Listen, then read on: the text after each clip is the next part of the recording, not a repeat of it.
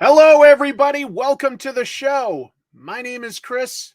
This is the weekly Spinner Rack. The what, you say?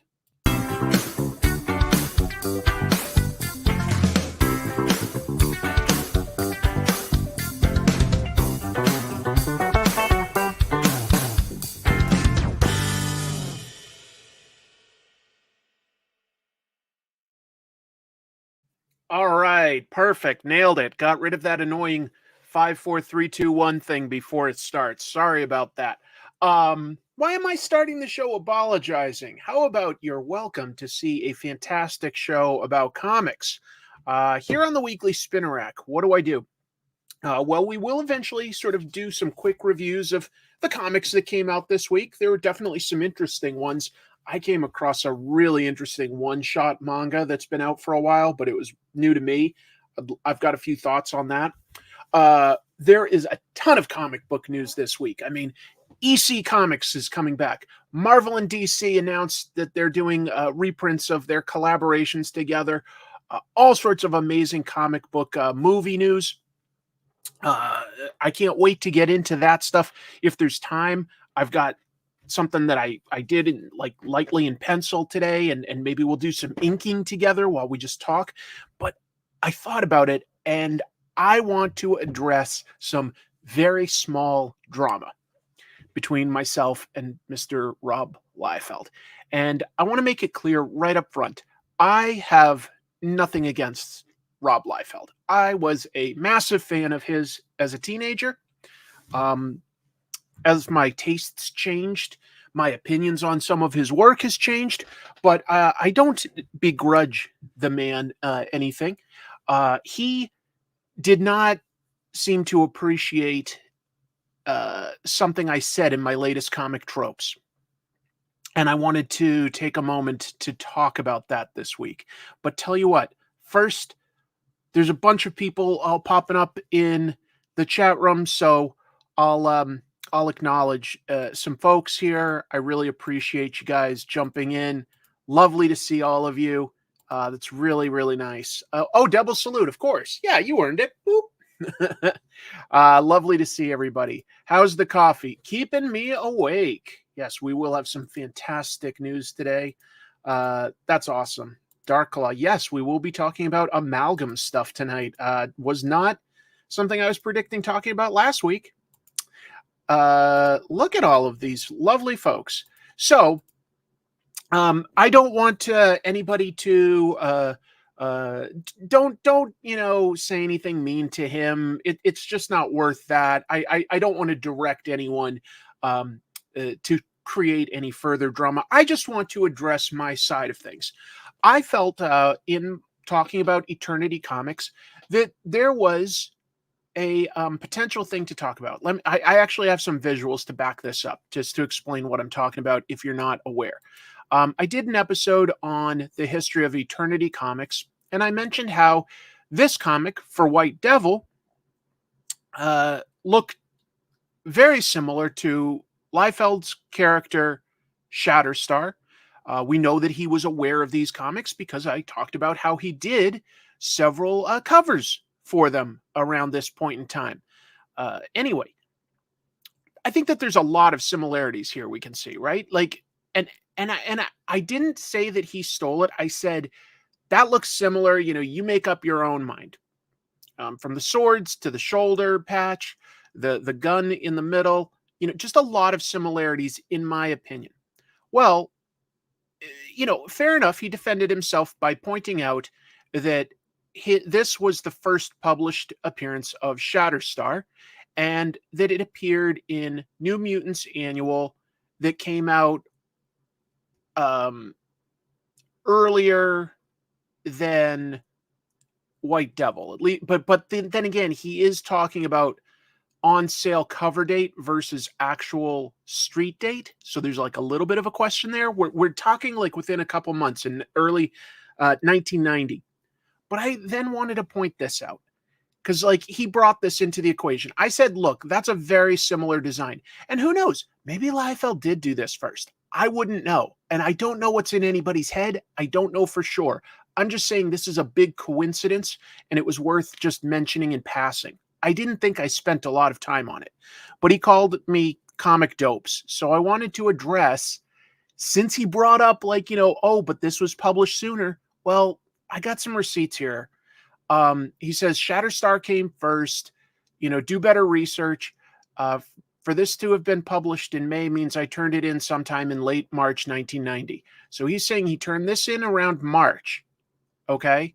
And this was published something like June. However, in February of 1990, I pulled the books. There were White Devil ads published. February is before March. In fact, this was the back cover of the comics that they were putting out in January and February. So I just want to say, this was out there. He definitely could have still seen it. I'm not saying he did. I'm saying that it's a huge coincidence. Who knows? I don't know. I really wouldn't. But don't you agree that's a very similar design? And this headgear even shows up in White Devil issue 2, by the way. So, who knows? Who knows? Not me. I'm not for sure on any of that. But I did want to point out that I didn't just sort of make the accusation out of nowhere. There's a visual similarity. And technically, the ads for White Devil featuring that design were absolutely published before Rob says he would have turned in his art for the pinup. So I'm just saying, I'm not like not doing the research. I'm saying like, yeah, I'm pretty sure that everything shows that White Devil was published first. Okay. Did Rob draw it 6 months before? I wouldn't know. But in terms of what was published first, since he brought that up, there were ads for that published before the pinup. I just wanted to mention that. All right. Beef with Rob Liefeld, add that to the resume. I'm trying not to escalate this because I don't dislike Rob. Maybe he just saw the picture and look, I definitely went with a clickbaity thumbnail. I did. That's what I do. You got to do it. It's the game on YouTube. Anybody that does YouTube stuff knows that thumbnails are a game, and so are titles. But I just wanted to sort of give my 2 cents. I wasn't coming up with it out of nowhere. That's all. We'll see. I hope he's not super, super mad because I don't really want to start beef with anybody. But it was fun to talk about Eternity Comics. And I would love to talk about more of those 80s publishers because that's just sort of the era that I came up in. Kamiko first, Mirage Studios, NEC with The Tick, Cerebus, Usagi Yojimbo. So many good black and white comics at the time. So we'll see.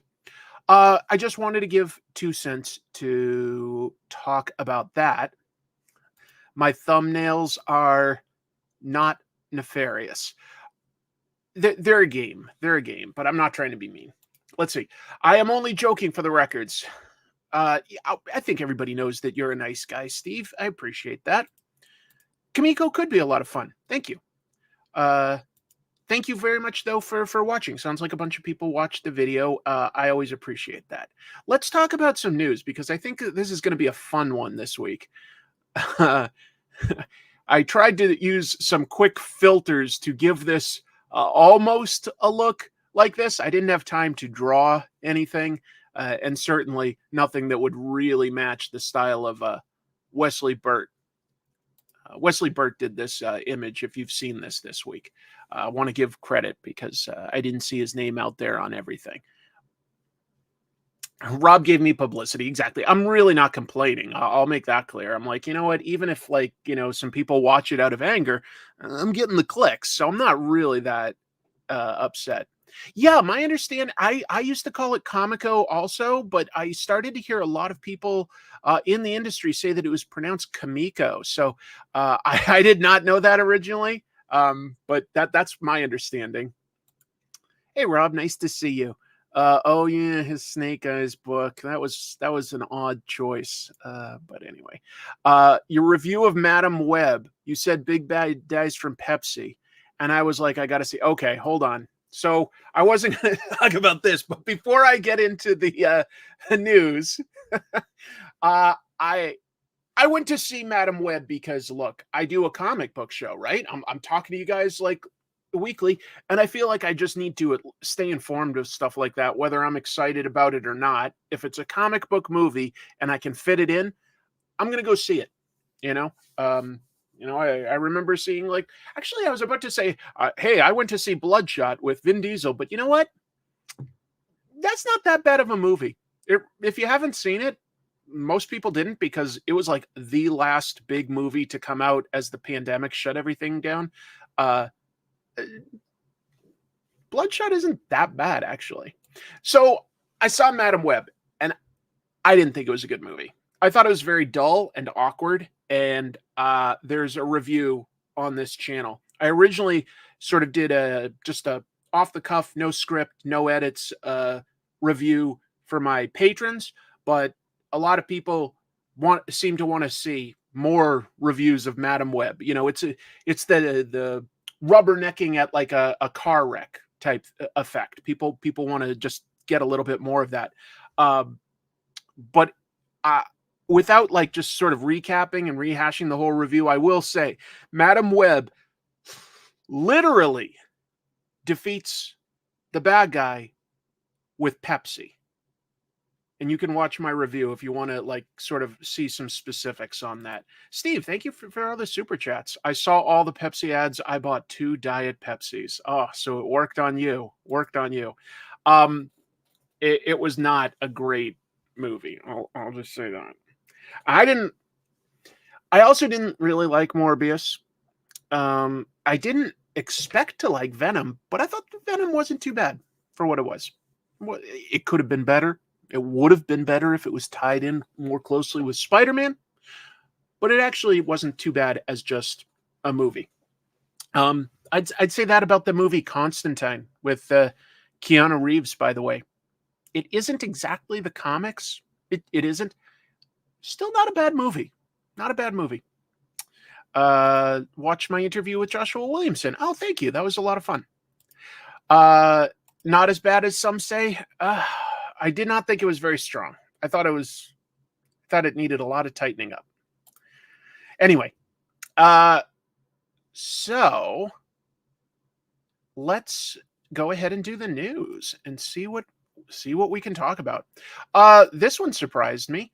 Amazon has paused their writer's room for Silk, as in it's in a holding pattern right now. One more. Top 5 bad superhero movies. Bad ones? As in, like, the worst?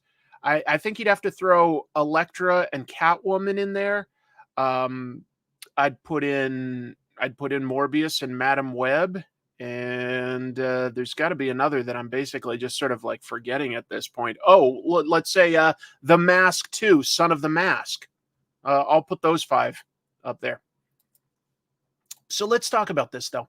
There's some interesting stuff. So this comes from The Ankler, and they reported that Amazon has paused their writer's room, as in they're not like having anybody do anything. And they even released a bunch of the writers so that they could go work on other projects. The show had started to write a bunch of episodes right before that writer's strike happened. September of 23 was when the writer's strike ended. And so per the studios agreeing with the Writers Guild of America requests, writers' rooms were supposed to start up again. You know, there's no reason for them to be paused and to just hold these people in a contract and not pay them. But that didn't happen with Madam Web. I guess it wasn't. The executives didn't feel it was ready to go. So the Writers Guild sent a letter to Amazon warning them of their violation. Supposedly, Amazon's response was that it was going to start back up in January. We're now closing out February, and yeah, it just has not started back up. If you're not aware, the showrunner is still on board, and that's Angela Kang, who was a showrunner for the last several seasons of Walking Dead. Silk is, a Marvel Comics character. Cindy Moon is a Korean American who was bit by the same spider that bit Peter Parker, and then Ezekiel Sims sort of shuffled her away and kept her hidden from Moreland for many years. So that's why we didn't know about her for several years. It makes a certain type of sense. But this was interesting. While the Ankler reported on this, they also said that, according to them, Sony is currently in serious discussions with Nicolas Cage to play Spider-Man Noir again.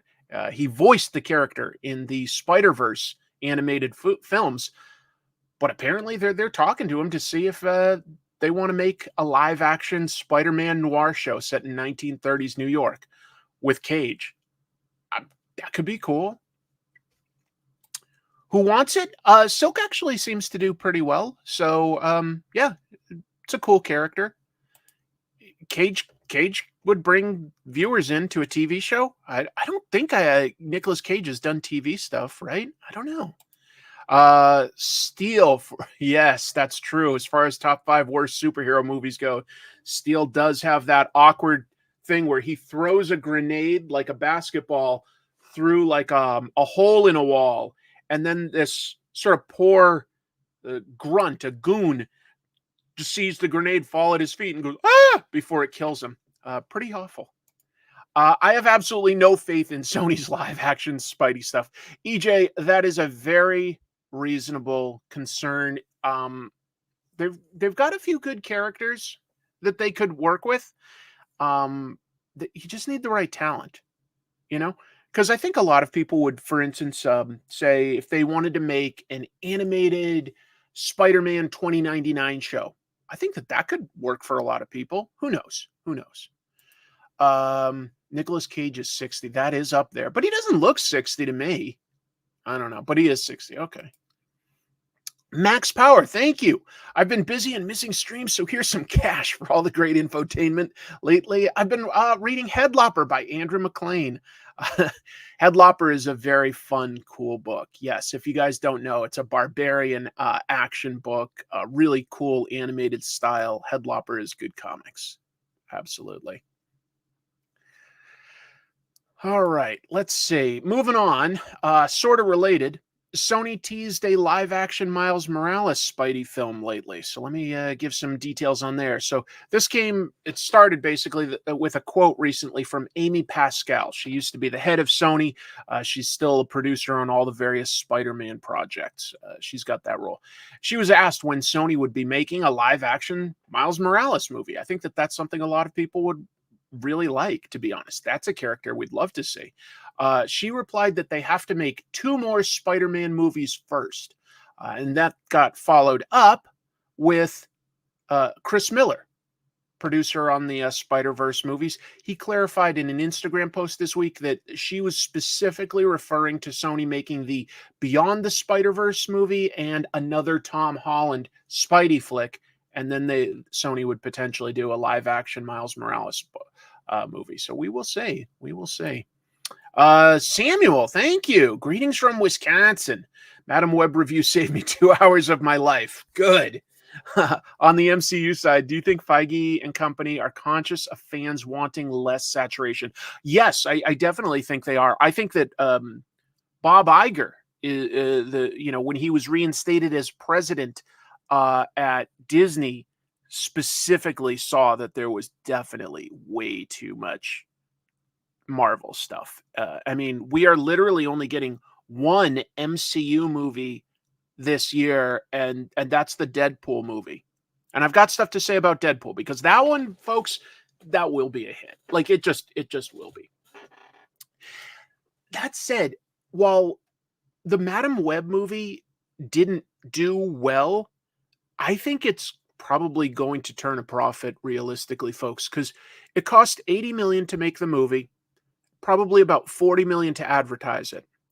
So they got to crack 120 till they start making profit. It did make $50 million worldwide over the first several days.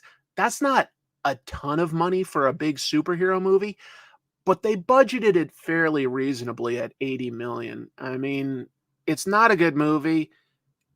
It probably will turn a profit, I bet. Not a big one, I don't think it will lose money. I'm just saying what my analysis for whatever that's worth. I'm sorry, I kept the super chat up there the whole time. So yeah, it looks like Sony might want to make a live action Miles Morales movie. I'd definitely rather see him in the MCU than by himself, but we'll see. Oh yeah, no word, just to be clear, on whether that's in the MCU or the SPUM. We all know the SPUM, right? The Sony Pictures universe of Marvel movies. Lovely, lovely. Deadpool and Wolverine has the most watched trailer of all time. So that's why I say that movie will definitely do well with the amount of interest. Let's talk about that. So specifically, I'm saying this is the trailer that debuted last week during the Super Bowl. Within the first 24 hours, it was viewed 365 million times.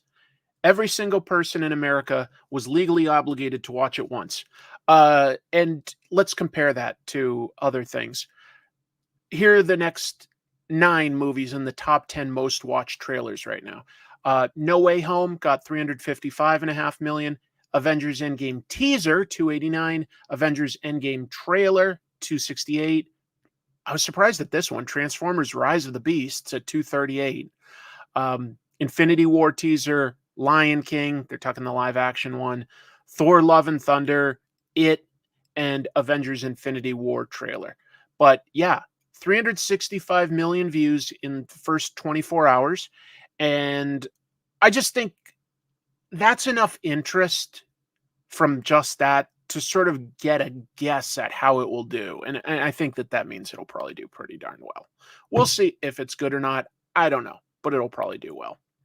And then I've got these images, like, let me explain that. So actor Ryan Reynolds plays Deadpool. I think you guys all knew that. He sort of celebrated by posting the first official Deadpool poster. Yeah, come together, haha. And he said, wait till you see the Deadpool popcorn bucket, obviously riffing on the bizarre Dune popcorn bucket. I hope you guys know what we're talking about there, but this is actually in theaters now. I saw it at my local theater. You reach in and these flexible little tendrils allow your hand to go in and out. But the Dune popcorn bucket looks like a fleshlight. Like, let's just call it what it is. It's absolutely disgusting. Maybe they knew that. Maybe they knew that they were going to get publicity with this. But yeah, so like Ryan Reynolds says, wait till you see the Deadpool popcorn bucket. The spice must flow. Exactly. The goatsy Deadpool bucket. That would be accurate. Oh yeah, that's real. That's real.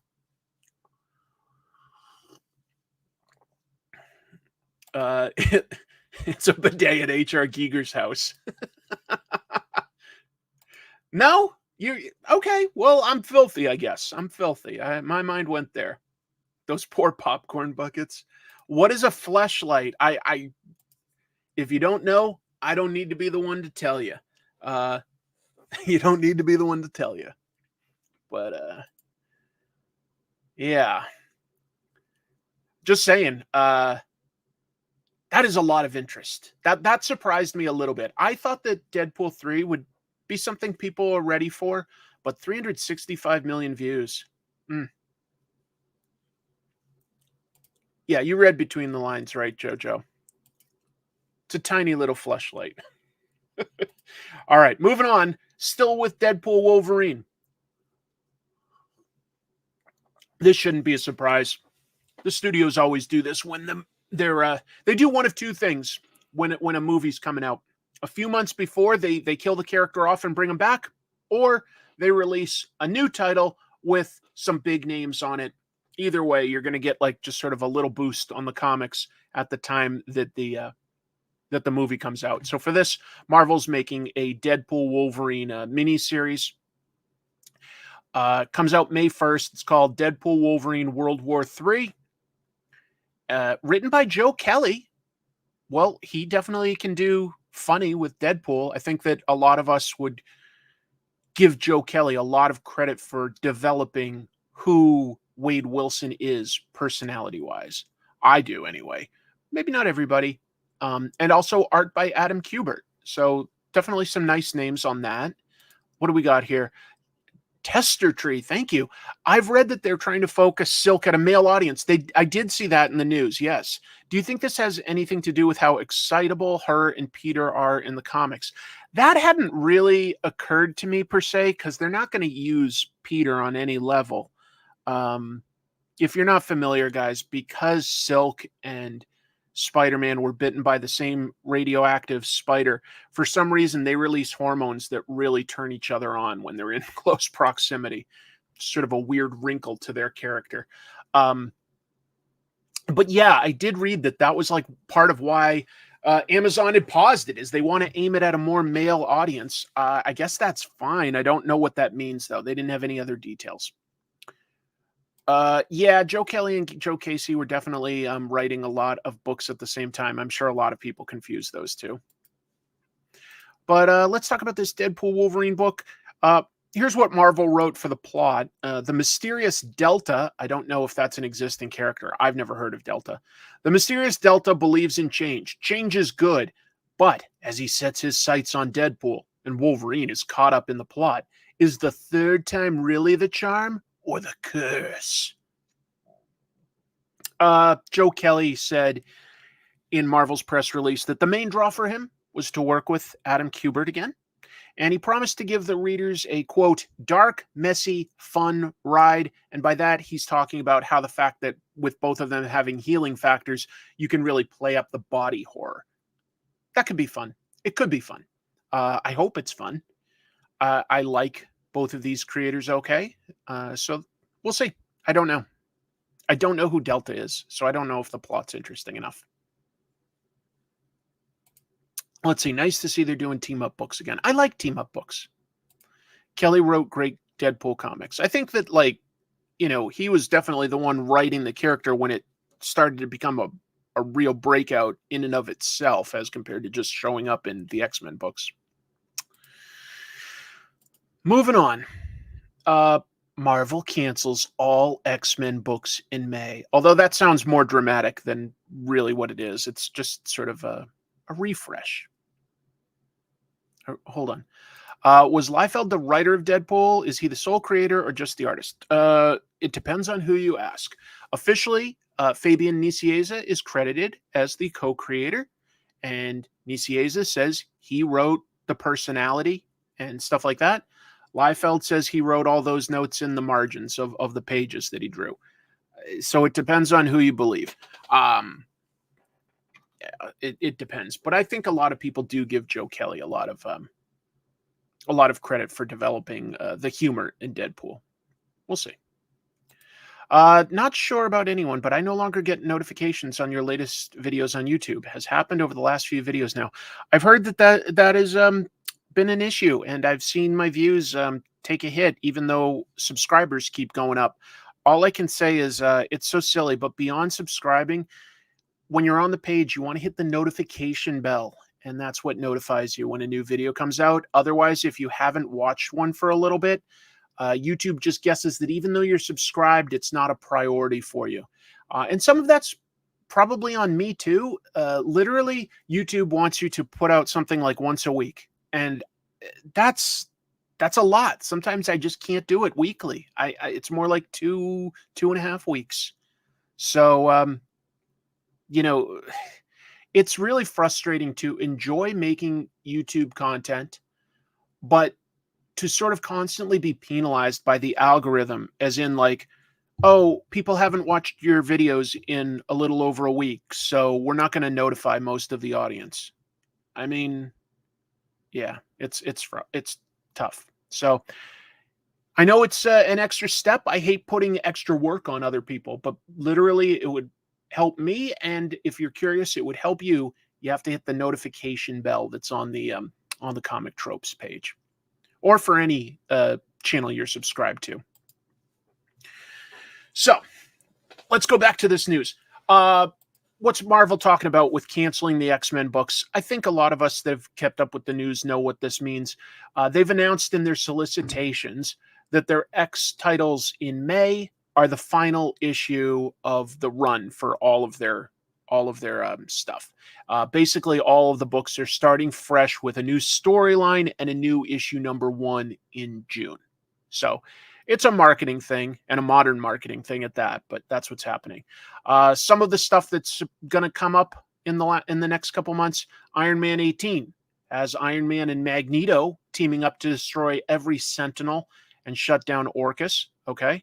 Wolverine 50 has him don Forge's new adamantium armor to fight Sabretooth. That's a power boost. He's always been invulnerable inside. Now he's invulnerable outside too. It definitely sort of beefs up Sabretooth as a threat that Wolverine needs that much help. X-Men 34 is going to feature the team ending their time on Krakoa, the island of Krakoa. And another one I'm mentioning, Fall of the House of X, number 5, features the X-Men versus Orcus, probably wrapping all of that up.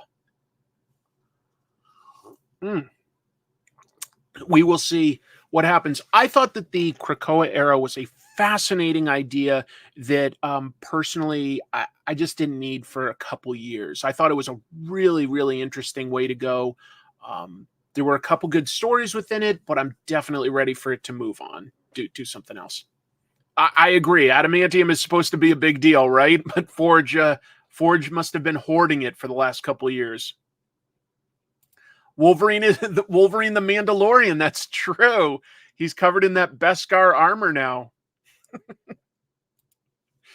Anyway, hey, we'll get a cool Marvel Legends action figure out of it, right?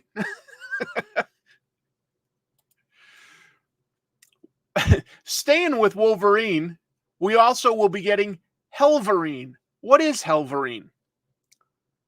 It's kind of what it sounds like. So last August, writer Ben Percy had Wolverine get the Ghost Rider powers in the Weapons of Vengeance miniseries. Originally, he was possessed by a demon called Bagra Ghul in Wolverine number 36. That reminds me of, what was that one horror movie? I want to say was it called Sinister or something? And it's like there's a demon called Bagul that puts evil home videos in your attic, and if you watch them, Bagul will get you. It's like that. Bagra Ghul. So maybe Wolverine watched a haunted family slideshow and got possessed. Marvel's bringing this version back in Ben Percy and artist Julius Oda's Helverine. I was about to say Wolverine. Helverine number 1 slated for release May 29th. I just got a kick out of that. That was Sinister. I couldn't quite remember. Yeah, sure. Bagra Ghul is Ra's al Ghul's younger brother. Yep. Wolverine Police. You there. Stop saying Wolverine so much. Yep, I am. Are we at 90s levels of Wolverine overexposure? It does seem a bit high lately. It does seem a bit high. This new series is going to feature Helverine going up against the new group, the Hellfire Warriors. Don't know what they are. We can just guess. Yeah, right. There was that other sort of Weapon H, I want to say he was called, which is like given Hulk gamma rays and Wolverine's adamantium skeleton and claws or something. I think he's still around somewhere. Anyway. Another thing, this one actually sounded interesting to me as a concept because I really loved the old Tomb of Dracula comics, and Marvel's bringing Dracula back in his own comic, but only for a little bit. To be clear, it's coming out of their upcoming vampire crossover event, Blood Hunt. They're going to have a 3-issue Dracula miniseries where Dracula has to team up with Blade's daughter, Bloodline. Okay, maybe. Written by Danny Lore, art by Vincenzo Caruto, and The writer Danny Lore said that the story will have them have their goals are going to at least briefly align, and the fun is in having the enemies work together. But Dracula's a good character. The Marvel Dracula is a good character and hasn't been used too much in a long, long time. The Dracula of Marvel Comics would have really like long-term evil plans, and he was mean. He was mean-spirited. Definitely did a lot of like villainous things in that Tomb of Dracula book. It was a good book. If you haven't read it, like, it's not necessarily gory, but it's definitely good horror. Yeah. That's right. Yes. Tomb of Dracula was adapted into an anime, believe it or not, and it features a scene of Dracula eating a hamburger at a diner. Skybound Dracula versus Marvel Dracula. Ooh, that's interesting. I don't know who I'd vote for winning that battle, because the Marvel one goes up against superheroes, but the Skybound one is basically the original Dracula. It's hard not to vote for the original. Has Dracula ever met Dr. Doom? Huh. I feel like you could definitely do an interesting story, since they're both from sort of Eastern Europe. That's enough of like just the setting to combine it, but I can't think of a story with Doctor Doom going up against or teaming up with Dracula. I can't think of that, but that would be an interesting Doctor Doom story more than anything else. Yeah. I mean, Doctor Doom would have to be the good guy in that, right? Like maybe defending the people of Latveria against a vampire threat. Dracula has definitely not met Godzilla, but theoretically could.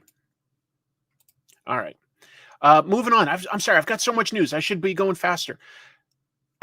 As you can see, I've sort of got segues built in. I gave some thought to how I laid all this out, but there's a new Midnight Suns comic coming out. Midnight Suns. If you don't know, Midnight Suns was a brand that Marvel created in the early 90s. They put like their supernatural things in there. They had Blade and the Night Stalkers. They had Doctor Strange, Ghost Rider, Morbius. They created a new book called The Darkhold that had one of the Montesi family in it. So for a little while, it was just sort of like a brand, a crossover with the supernatural elements. And obviously, they've created things like a card game and stuff like that. But yeah, they're going to bring it back following out of Blood Hunt, another 3-issue series. It's from the current Blade writer, Brian Hill. He's a good writer. If you guys watched Titans, he did a lot of writing on that TV show. Herman Peralta on art, and then this promises to bring in a Blade, obviously. Victoria Montesi, she was the star of that Darkhold book I was talking about, and Ghost Riders, Johnny Blaze, Danny Ketch, and Johnny Blaze. So at least them, probably a few more as well. I liked Marvel focusing a little bit more on its horror supernatural corner. I don't think it gets explored a whole lot. You know, it gets touched. Ghost Rider does well, but they've got a lot of characters that they tried to pump out at one point, you know, aside from Blade and Ghost Rider. You know, they have Son of Satan, Damon Hellstrom. They have weirdo monsters like Werewolf by Night, Living Mummy, the Frankenstein's monster, Man-Thing. You know, you could do a lot of like horror stuff, and it could be fun. Apparently, there's a bunch of Ghost Riders, because yes, in the Ghost Rider comic, the Hood got his powers. We've got something like 4 Ghost Riders plus Wolverine. It's pretty crazy. Oh yeah, Satana. That's right, Satana is there. It's just a good group of sort of weird horror characters. They're not all excellent, but within a team setting, you can play to their strengths and ignore some of the weaker stuff. Yeah, I know. Yeah, Blade in the comics is British. That's canon. So we will see. But as long as I'm talking about the Midnight Suns comic, apparently it seems like Marvel might be developing a Midnight Suns movie. This comes from Daniel Richman.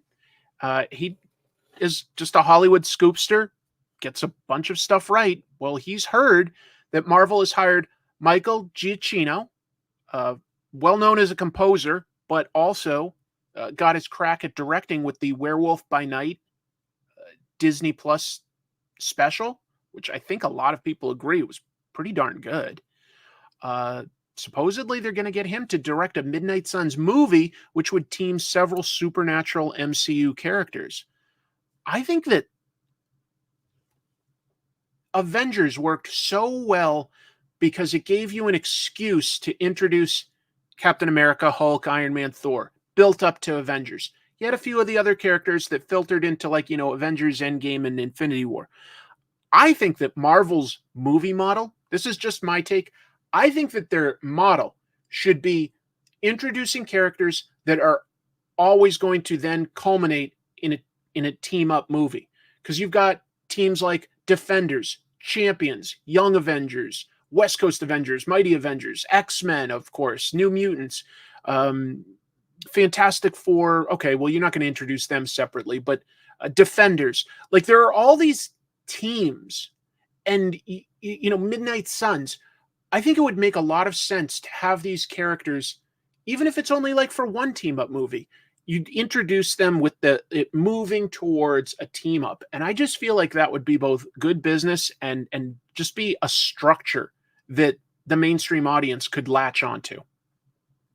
Just my 2 cents. I think it would be a good idea to generally go towards that, no matter what. The film could use characters. They've established a lot of supernatural characters in the MCU already. Werewolf by Night, Man-Thing, Elsa Bloodstone, Moon Knight, Doctor Strange, Black Knight. Remember, Dane Whitman was introduced in the Eternals movie. Blade, potentially introduced Ghost Rider. They've got a lot of characters they could use. And just as a note, back in 2021, Marvel did trademark Midnight Suns specifically as a potential movie title. So they've got it there. That doesn't necessarily mean that they'll make it, but it gives them the option. We'll see. I think it would be just called Thing Care Bear. Yeah, Swamp Thing, Man Thing mashed together would just be Thing. Champions, yeah, kind of a weird name, like Defenders. There's all these names, and it's like it doesn't necessarily have to be exactly like the comics, but a lot of these characters do slot into a team at some point, and I just feel like it would be an easy way to sort of do 3 or 4 movies at a time, culminate in a team-up movie. I think a lot of people would like it. Has the name reverted to Suns instead of Sons? Great point, because, yeah, isn't the video game version like SUNS? But specifically the comic and the movie are SONS. Just go back up here. It's Midnight Suns with an O. But I think that the video game is Midnight Suns with a U. Anyway, moving on. Let's talk about one of the bigger pieces of news that came out this week. Marvel finally revealed their Fantastic Four cast. I think there's obviously been a lot of back and forth as to, like, people. I think people like about half the cast, and some people don't like the rest of the half. Personally, I like all of these actors as actors. So maybe we'll see. Marvel announced the cast of the Fantastic Four movie with this artwork, which is also in the thumbnail, on Valentine's Day by artist Wesley Bert. And I just wanted to give him a shout out because I just didn't see his name getting used a whole lot in the artwork that Marvel posted. So who do we have? We have Pedro Pascal as Reed. Well, a lot of people like him in these daddy roles in things like The Last of Us and The Mandalorian. Reed Richards is sort of the dad of a family. I can see some of how that would work. You've got the right that, like, hates it when anybody not white is cast, like getting really upset that somebody Hispanic has been cast. But that part doesn't really necessarily bother me. Is he aged right? I'd have to think about that. Probably would work okay. But but anyway, we've got Vanessa Kirby as Invisible Woman Sue Storm. I don't think anybody really has an issue with that.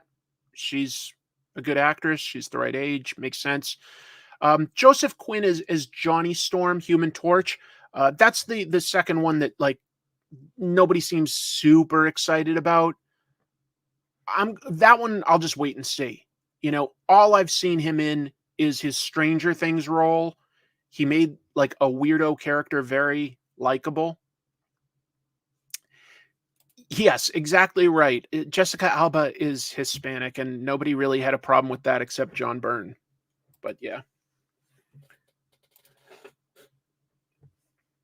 Yeah. He's going to do the Mandalorian movie and this, so he's definitely working close with Disney these days.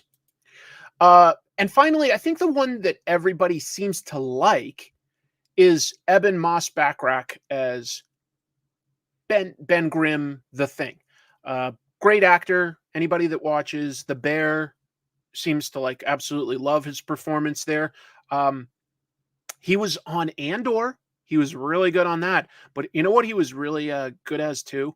I didn't love the Punisher show on Netflix, but Microchip in season 1 was a strong part, and that was Eben Moss-Backrack. So who knows? Now that's all in continuity. That's another actor who's played more than one role in the MCU. There are a couple.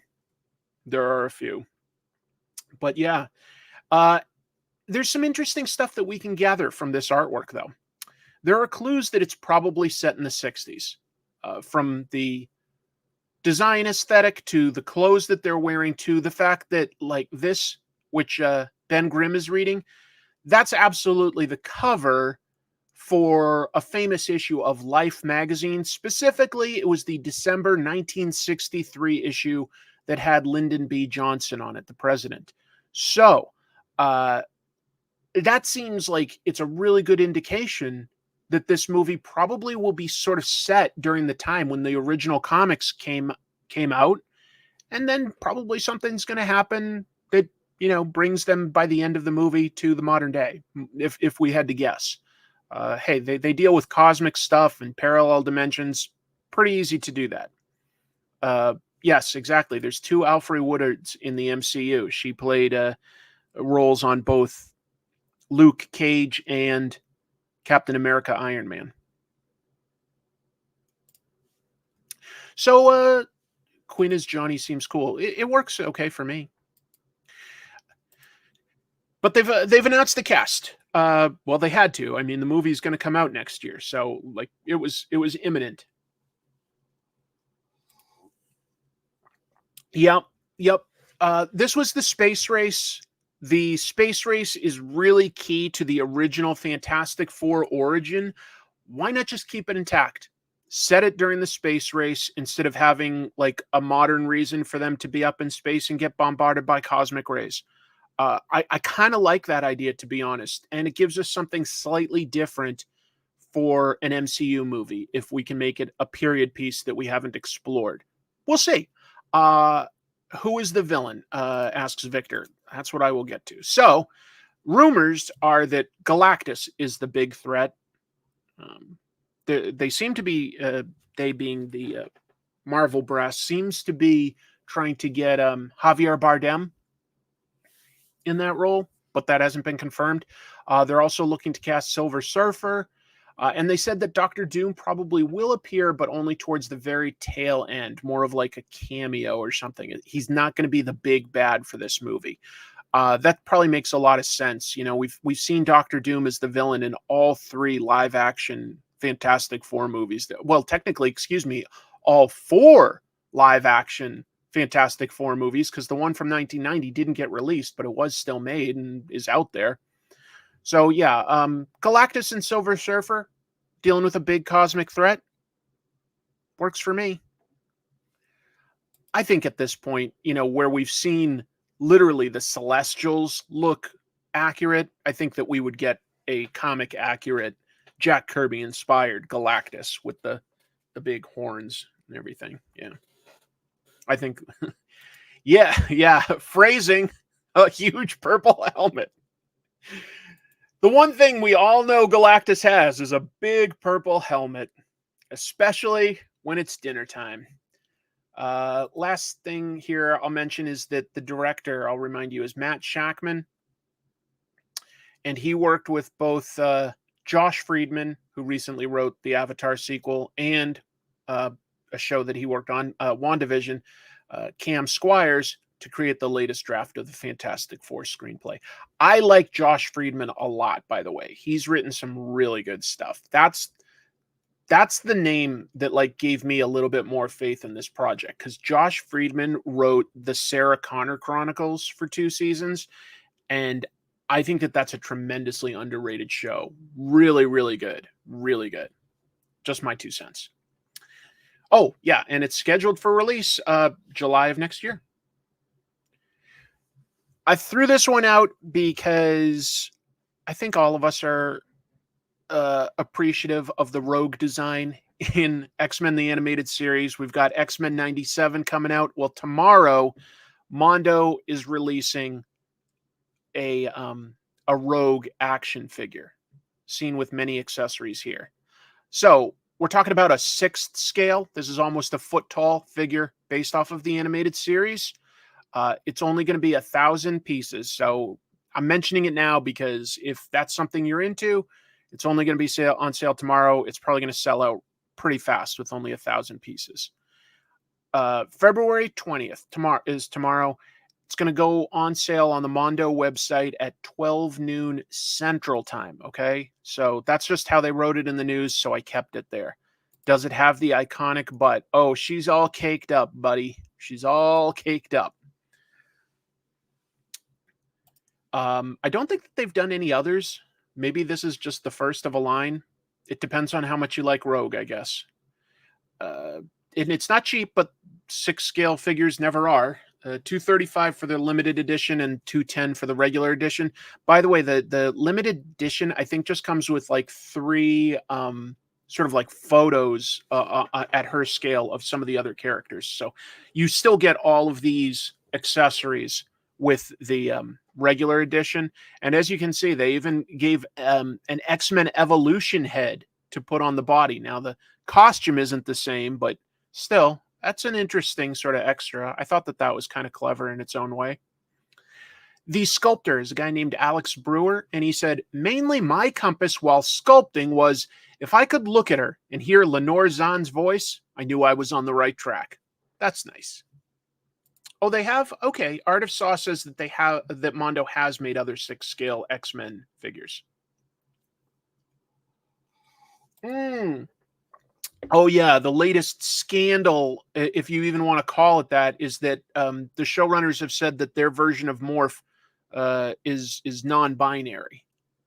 But you know what? Like, that doesn't like seem like anything to me, because X-Men has always been progressive about sort of including anybody from any minority group, you know, like always. So that just doesn't, that strikes me as like a normal update to what X-Men is. That's just what X-Men is.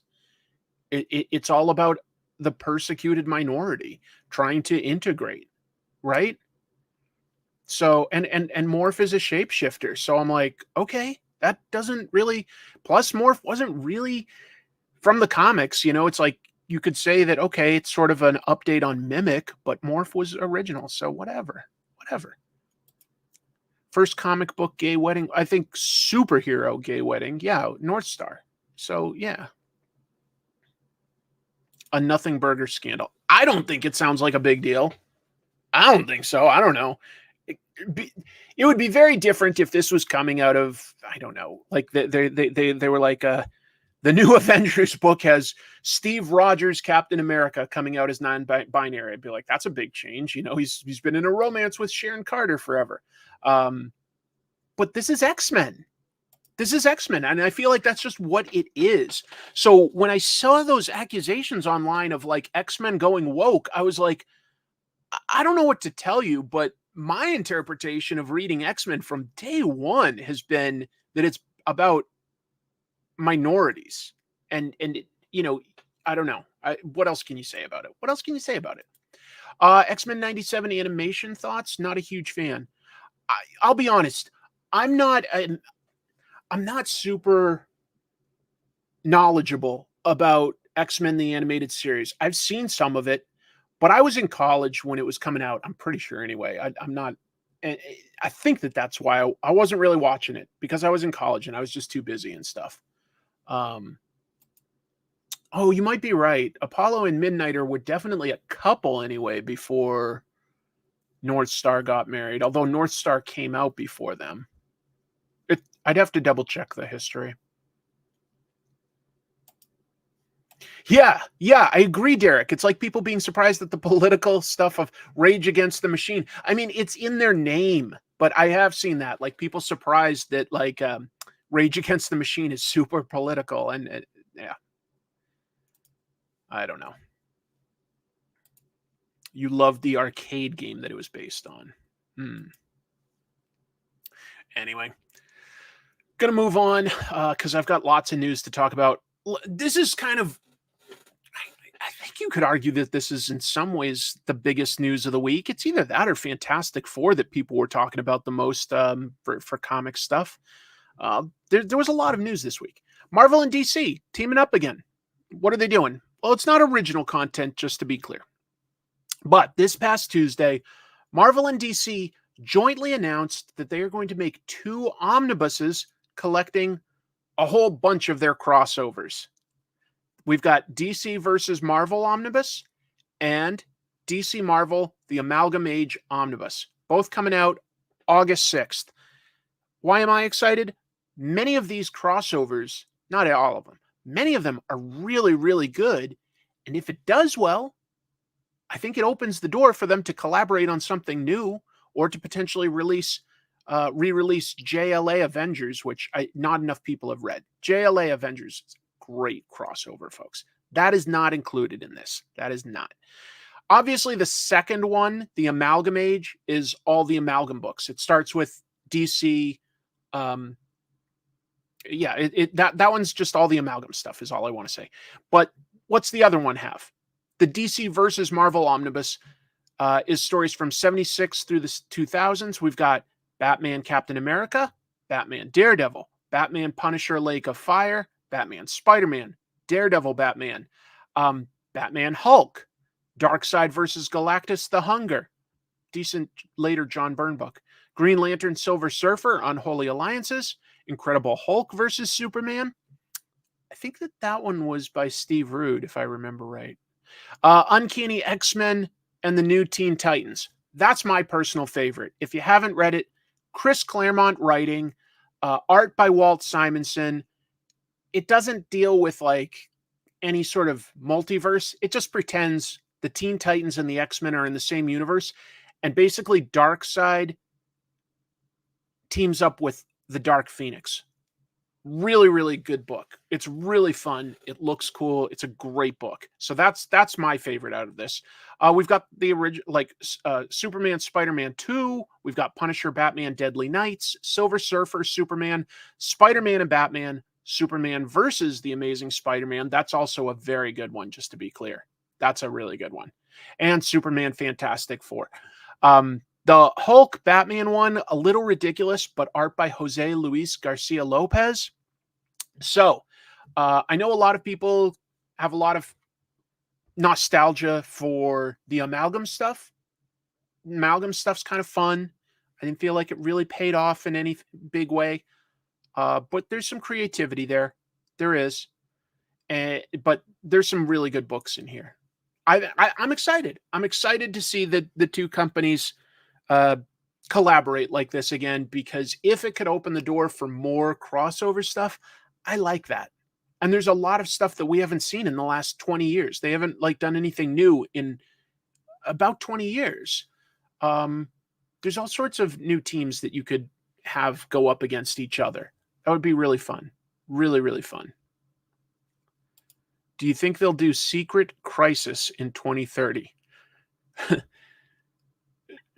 Not as like an actual event that resets their continuities, but as sort of like a crossover thing, sure. let's see. A lot of this is going to sell just based on don't know when this will disappear again. Exactly right. JLA Avengers is not an easy book to get because they didn't reprint it except for when George Perez, the artist, was passing away. They did a limited reprint through the Hero Initiative to sort of do a benefit for him. I did get one of those. They released it to comic stores, and I was lucky enough to get the reprint, which I really like.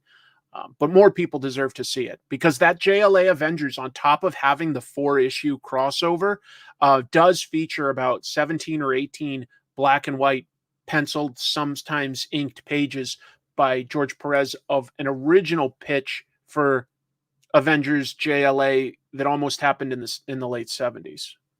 So it's a good book. It's a good book. Yeah, look at that. Lobo the Duck, Dark Claw. JLA Avengers is amazing. That would be nice. So I'm excited. And I don't usually get super jazzed about this stuff, but this is fun. When it's done well, it's fun. The Superman Spider-Man book is fun. Yeah, Wonder Woman wielding Mjolnir is cool. Superman holding Captain America's shield and Mjolnir is cool. There's some fun stuff. I got excited about this, folks. I don't know about you. I am definitely a fan of Jamie Hewlett. I love the Gorillas. I like Tank Girl. Those are the things I think of when I think of Jamie Hewlett. Still does plenty of art and creative stuff, but hasn't done comics in a while. But look at this. That is a Batman cover by Jamie Hewlett.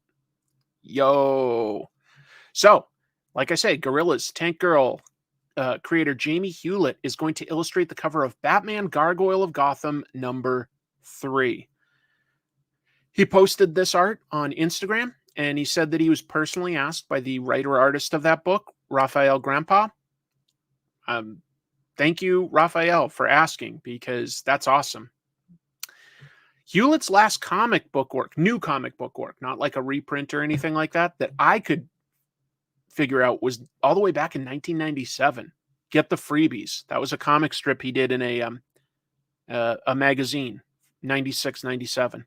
So just very cool. I don't feel like we get to see a whole lot of Jamie Hewlett comic book stuff anymore. When I look at that, I definitely see some of the visual look of Gorillas these days. There's a lot. Hewlett's very creative, and you're right. You say improve. I would say more like changed, and that's interesting because you go back and look at his Tank Girl stuff, and it's very sort of street art graffiti style, moving towards Gorilla's never like lost that whole touch, but it's obviously a lot like it's a lot more polished and stuff like that. He did do a Gorillas comic for the Gorillas Almanac? Okay, well, then that's probably a lot more recent. I didn't realize that. I missed that. I listened to their music, but I didn't know that happened. Okay. Great artist. Relatively small output for comics, but really, really cool. Really cool artist.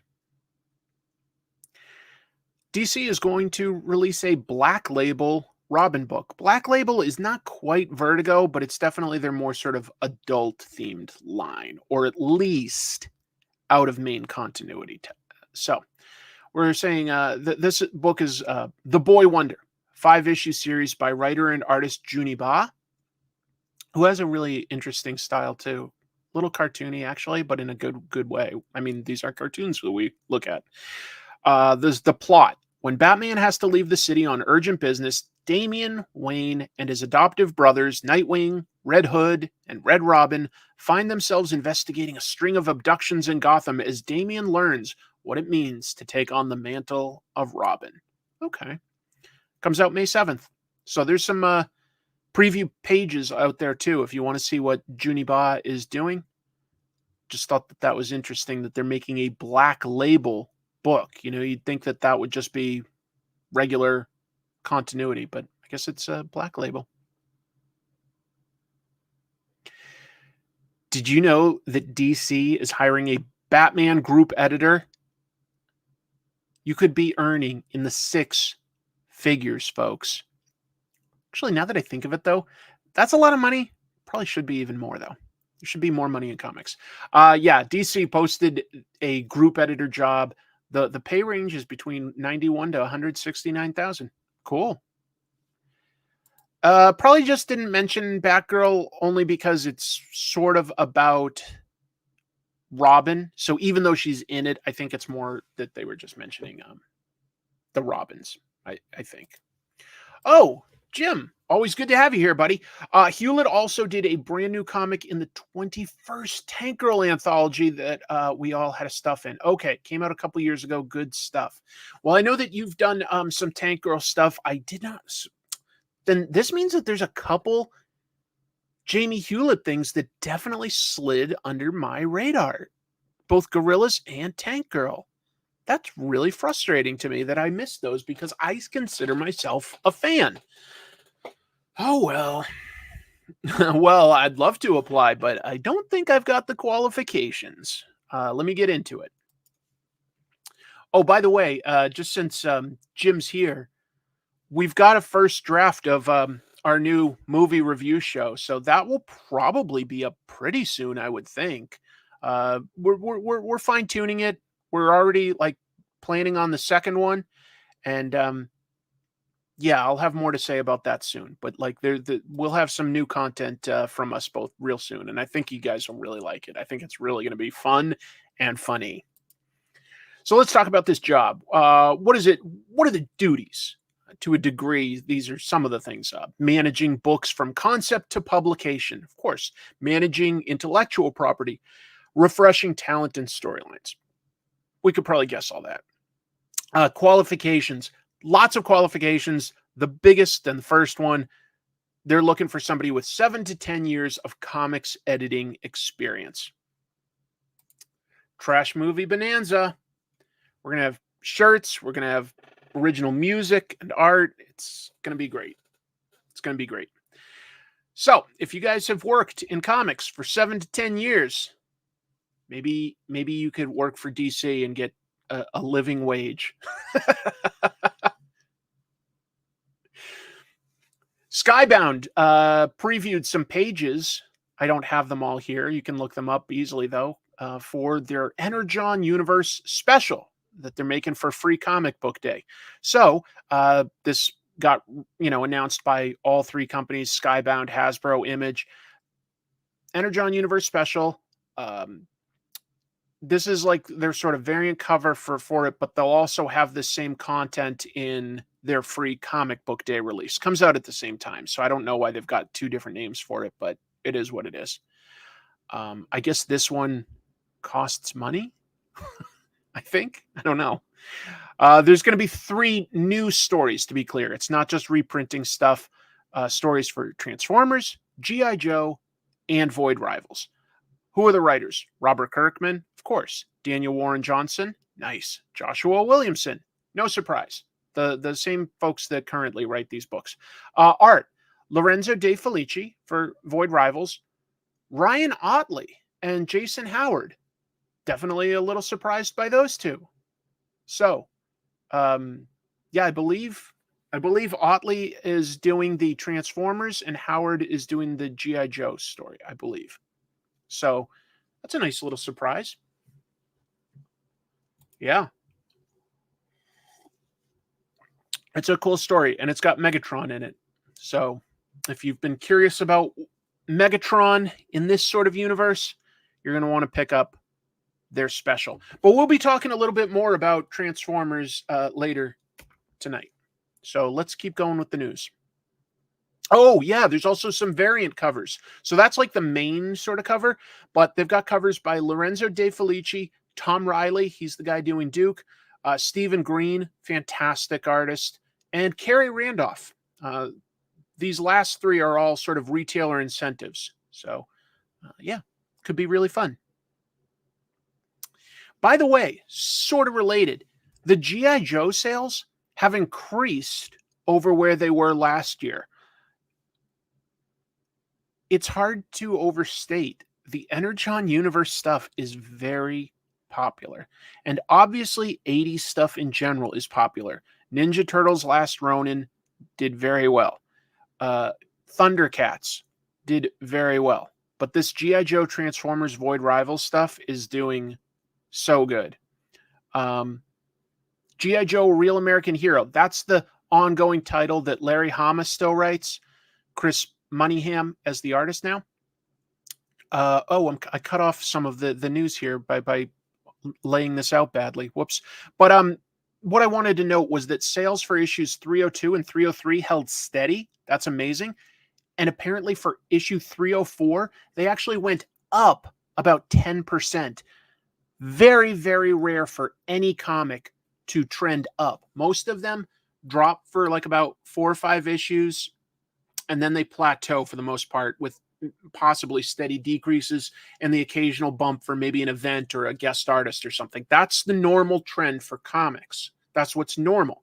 But no, like this started with issue 301, to be clear, at Skybound, bumped up on issue 304. So retailers are obviously responding to the interest from readers. Hey, Marvin, nice to see you always. I've got something also related to this in Larry Hama I'm going to get to in a minute, something he posted today. But on a related note, this is set in the Energon universe at this point. Duke number 3 also went up 10% over issue 2. And Cobra Commander, that one's the newest of these books, that had a day one sellout at the distribution level, like all the copies got ordered by retailers, and they instantly rushed out a 5-figure reprint. I don't know the exact numbers on that, but that's, good numbers, obviously. So what I wanted to say was this. I follow Larry Hama on social media. Really respect him. He mentioned, he's like, look, I love writing G.I. Joe. But he was like venting a tiny bit. He's like, I'm in my 70s and I'm never going to be able to retire. That like I never made enough money that I can retire is what he said. And he says, I don't get, residuals or from like, the G.I. Joe comics being printed abroad. I don't get, extra pay from Hasbro for like the figures and bios and stuff like that. And he's like, I haven't gotten like an increase to my page rate in 30 years. That's really frustrating to hear. And I'm sure that it's not just him, just to be clear. I'm sure it's everybody in comics. Like the pay just hasn't gone up a whole lot in the last several years. And there is pay to be made there. Yeah, 30 years is what he said. I think he may get some reprint residuals for the current stuff, but he said like the Marvel stuff, I don't think he gets any residuals, and he definitely doesn't get like anything that like gets reprinted abroad and stuff like that. So, he gets his page rate. He gets his page rate. And he deserves better. He's a great writer. Great artist too. I think he's very fair. He does conventions when he's invited. And what he'll do is he will sign a comic for you with your name on it for free because he knows it's going to you. But if you don't want your name on it, he knows that it's probably somebody flipping it. And so he charges like 10 or 20 bucks for that or something. And he does, I don't know that they're ripping him off. I think he understands that, like it's not something he owns. I think he's always been pretty upfront about enjoying creating these characters, but that it's work for hire. It just, you'd think that when the sales go up and he's got this history, there's a value there. I hope they do, or I hope that he gets some residuals. It's probably like new enough that maybe we don't know that. He was just sort of talking about how, over 30 years, he hasn't really gotten a raise. And of course, costs of living do increase. That's awesome. I've had him sign some books too. Really nice guy, really wonderful person. You saw that. Yeah. Mm-hmm. we make moves. Comics makes moves towards creators' rights. It does compared to where it was in the 30s. But it's still got a long way to go. Still got a long way to go. Yeah, great point. He is an actual veteran that served in country in Vietnam. You'd think that all these years of hard work and putting his life on the line for your country would set him up better. I don't know. Oh, that's a great point, Care Bear. Thanks for bringing it up. If you guys are ever looking for somewhere to put your charity dollars, and you're like, I don't know where to put it. And well, one worth considering, because I do this actually, the Hero Initiative, because they specifically are set up to help established comic book creators that are having tough financial times. Maybe they're in a position where they can't make their rent, or they need help with some medical bills. That's what the Hero Initiative is set up to do, is to take care of these creators. I always I don't have a lot of discretionary funds necessarily, but I do donate to the Hero Initiative. So yeah. Thanks for mentioning it. Hopefully this continues to sell well, and maybe that changes things for Mr. Hama and others. We'll see. This is a little sadder, but I think it's worth honoring some of our big names when they pass away, and it can be a nice thing to remember them. But Paul Neary passed away, and boy, he was always an inker that I adored. There was something very organic and round and sort of realistic about his shading. I liked it a lot. So he passed away from a long illness. I don't know more than that. Age 74. I feel like that's not necessarily old. I wish he could have made it longer. He's well known to a lot of us these days as an inker on a lot of Alan Davis and Brian Hitch artwork. Brian Hitch, you've seen him on The Authority and The Ultimates. There's a JLA book that they did together. A lot of that stuff. Alan Davis, certainly stuff like Excalibur is just the starting point. But he did a lot more than that. He had 2 different tenures as the editor-in-chief at Marvel UK. One of the things he did there was he hired Alan Davis to redesign Captain Britain. Sort of went from that weird red and blue suit with the face mask and the golden lion to the Union Jack type outfit. And he hired Alan Moore to write it. So that's a huge feather in the cap there. He was an artist on a bunch of Marvel UK stuff. For instance, there was a weekly Hulk book. He drew a bunch. He wasn't just an inker, even though I think he's well known as an inker. He was also an artist. Specifically, he had a pretty lengthy run on Captain America, where he co-created characters like Sin, that's Red Skull's daughter, Flag Smasher, Diamondback, a bunch of Serpent Society members, actually. So a lot of really cool stuff there.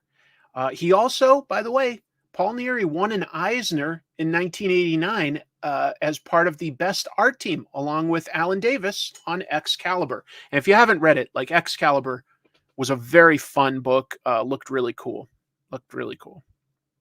Yep. Let's see. I've seen heroes help out a lot of widows. Herb Trimpe's comes to mind, especially after his passing. Heroes Con in Charlotte, North Carolina is a huge fundraiser for the cause. That's lovely to hear. He was penciled a run on Captain America and the Nick Fury versus S.H.I.E.L.D. mini. Yep. He was a great Captain America artist. Yeah. Really good run. Did a lot. Editor, writer, artist, inker. A lot of great stuff. Hope his family and loved ones are doing well. We'll move on to another piece of news.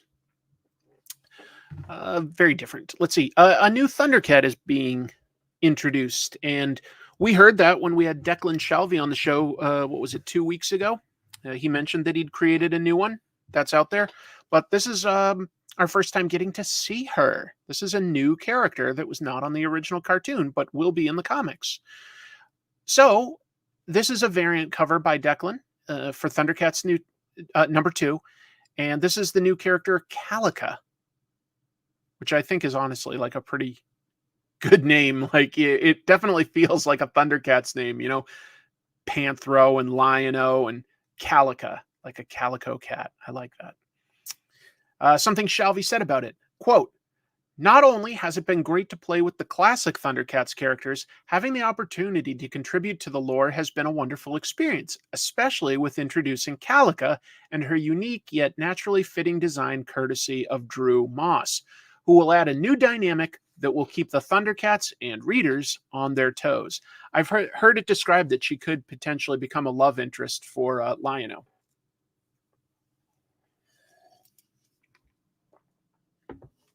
You're right, Beowulf. I do like cats. I also like dogs, to be clear, but I do like cats. Looks fun, and I think it's a good idea to add something like this. Maybe it adds some hope that there are other Thunderians out there instead of just like 5 or 6 people. We'll see. A Bob Dylan manga. I don't think you expected to hear about that tonight, if I had to guess, but there's one coming, and it does make sense when you see who did it, and maybe you even recognize this artist's style, even though it's more cartoony than a lot of the normal stuff. But in Japan, a new Bob Dylan compilation album came out this week, Mixing Up the Medicine. And if you get that, it comes with a 30-page manga about his life. And it's written and illustrated by Naoki Urasawa. Yes. Monster, 20th Century Boys, Pluto. The list goes on. Master Keaton, Yawara. Just so many good. He's my favorite living creator, folks. Favorite living creator is Naoki Urasawa. And he also is a musician. If he didn't become a manga writer and artist, he was definitely going to become just a guitarist. And he's got videos out there. He loves playing. He's actually quite good. I think that somebody like that doing a biography of any artist sounds like a potentially interesting thing to read. So yeah, 30 pages exclusive to the album. So I'll tell you, next time I go to Japan, I'll probably swing into Tsutaya, look at the music section. I'll probably pick it up just because I'd like to have another Naoki Urasawa comic. Yes, together at last. There's a Jesus manga out there, so I suppose anything's possible. He is a Bob Dylan fan. He's a fan of Dylan, the Beatles, a lot of like 60s American rock. Yeah. So unique, but I wanted to mention it. Well, it's not going to be like released as a translation here. I think that that's super unlikely. I just don't think that they think that there would be the audience for it. But I'm sure that there are sites we could look at to get it imported. I'm sure that we could.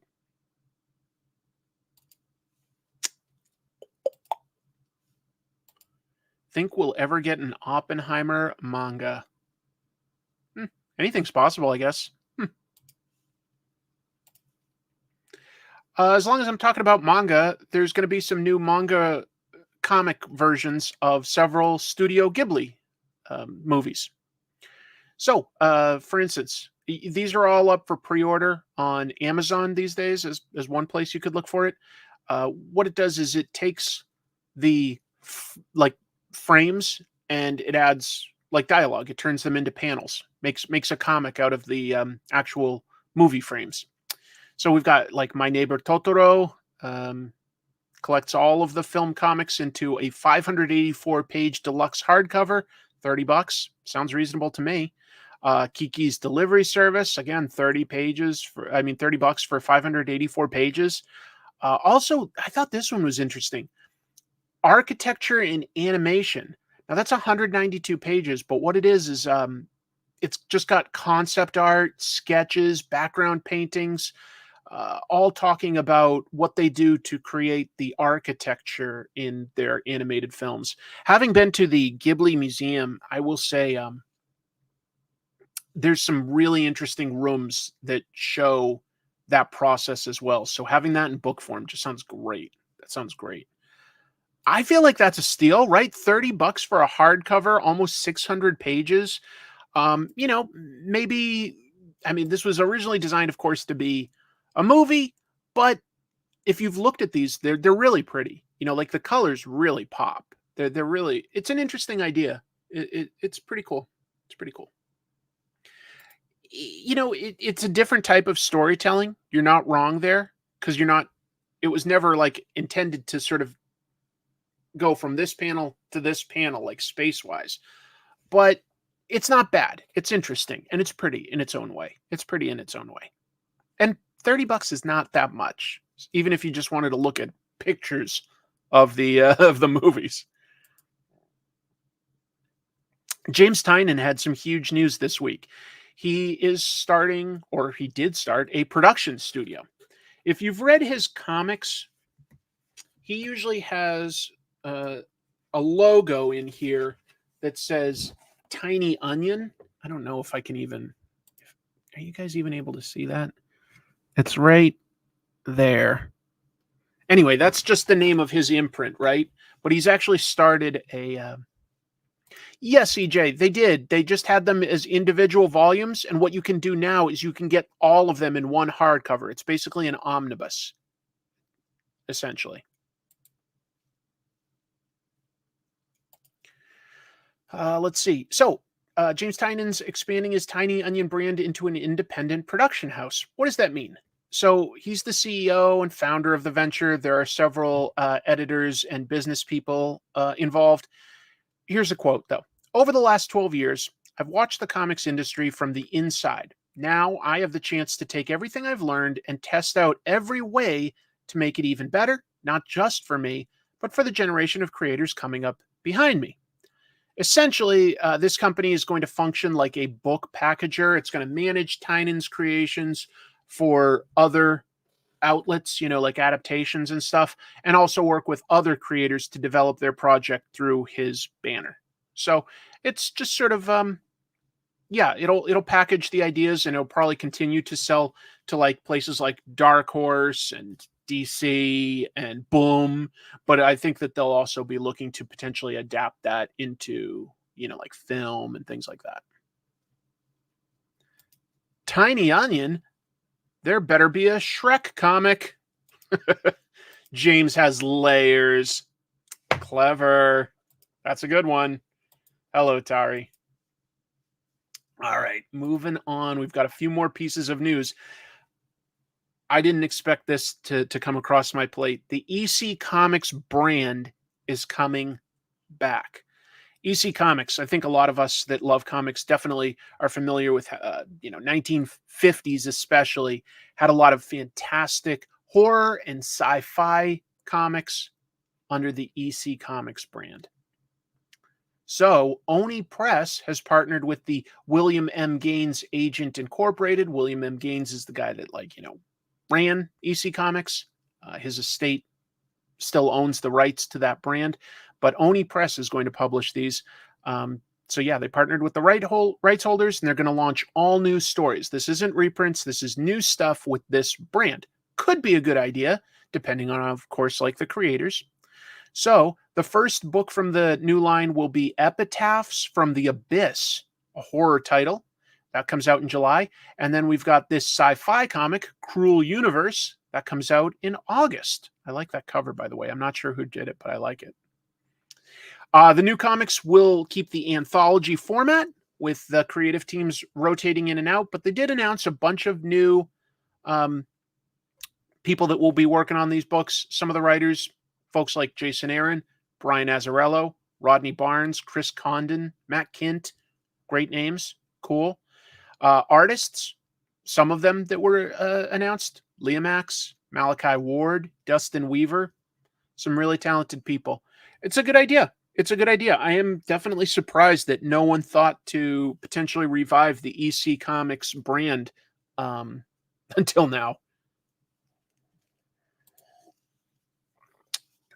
I feel like that would be a good bet anyway. Right up your alley. Nice. Cosmic horror. Mm-hmm. Frederick Wortham going to come back from the dead, throw a fit? Yes, probably. Leah Max and Jason Aaron, I'm in. Looks good. No, Miracle Man was not EC Comics. Miracle Man was from a British publisher. Who are they? Something like Thompson. I forget the exact name right now off the top of my head. EC Comics, though, was where Mad Magazine started. So some interesting history there. Alan Moore's final comic. Alan Moore has already announced years ago that he had retired from comics, but there's been something that's been in the works for a while that's finally coming out. This book, The Moon and Serpent Bumper Book of Magic. Yes, there's another. It's new to us. New to us, Alan Moore comic book. Top Shelf will be publishing it. It's going to come out this October. What are we talking about? 20 years in the making, because this was first announced back in 2010. 2010. What is it? It's a weird thing, by the way. It's not necessarily meant to be fiction. It's meant to be a guide to actual magic. It's a grimoire that explains magic and the occult. It's going to have prose. It's going to have just art, and it will have comic books. Co-written with Steve Moore. No relation to Alan Moore. They did collaborate several times. Steve Moore passed away all the way back in 2014. So I don't know why this took so long to make, but yeah. Some of the artists will include the late Kevin O'Neill. He worked with Alan Moore on stuff like League of Extraordinary Gentlemen, as an example. And Rick Veitch also obviously worked with Alan Moore on stuff like Swamp Thing. So yeah, a new to us Alan Moore comic. That's a big deal. That's a big deal. 352 pages, folks. Going to be 9x12 hardcover, coming out October. It's going to be $50, but 352 pages. So, if you've ever wanted to learn how to be a wizard, I don't know, maybe this is Alan Moore teaching you how to do it. Yes. Let's see. You happen to get a comic that I mailed? I sent it by UPS to the P.O. Box, but when I checked the tracking number, it said an attempt was made to deliver. Sorry, I did not mean to derail the conversation. Oh, that's interesting. I would think so. I picked up several comics from the P.O. Box, but I haven't opened them yet. I was going to do a live stream as soon as I got some time. So, I don't know what to say, Michael. I'll try to do that live stream soon so that we can double check if I received it. Okay. I would think that if I didn't get it, it would go back to you, right? So I probably did get it. Alan Moore can do no wrong. He's written a lot of good stuff. A few more pieces of news. Oh, nope, there's not, because I already talked about this. That was just the Rob Liefeld stuff. Cool.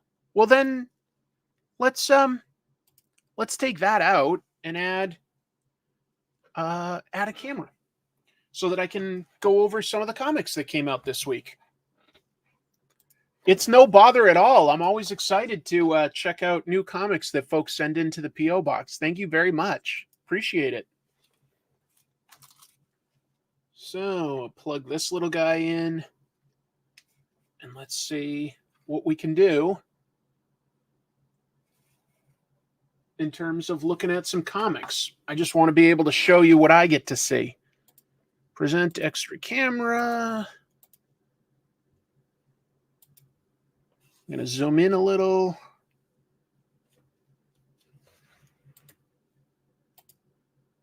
There we go.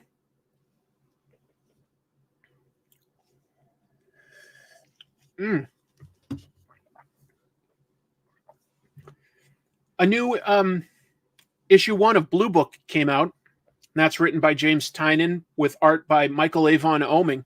What's cool about Blue Book, if you haven't read it is a comic book take telling a nonfiction story. The first one told the story of Betty and Barney Hill, who were allegedly abducted by aliens, and it tells their story. This is set in 1947, and it follows Kenneth Arnold, who had a successful business out here where I live in the Pacific Northwest. He also flew a small plane. And one day, while he was out there flying near Mount Rainier, he saw some weird sort of saucer shapes that were flying in unpredictable patterns, and he kept trying to change the angle and get closer and stuff to try to understand what he was looking at. You know, he has, yeah, he seems like a reliable guy. He opened like the window just to make sure that light wasn't reflecting on the glass in some strange way, but he was convinced that he saw something in the sky that day. And he made a report. You know, wasn't alleging that it was outer space. He thought that it was probably some sort of experimental craft. Hey, cat. I've got a guest. It's a really interesting story. Do you want to show up on camera? Is that what you want? I was trying to grab the cat, and if you want to be on camera, just let me know. Thanks, Jack. You're great. So, I don't want to just recap it for you. What do I like? I like the look of it with, you know, it's just black and white with tints of blue, which is an interesting way to present it. It's very nice and clean and clear. The characters are all distinct. Michael Avon Oeming is a very good storyteller. You know, is it like sort of cartoony stylized? Absolutely. But you know what? It's easy and distinct, and it reads with good energy, and it's an interesting story. Do I believe it? I'm skeptical is what I'll say. I'm skeptical. I'm like, you know, there's various things it could have been, I think, but it's still fascinating to think about what if.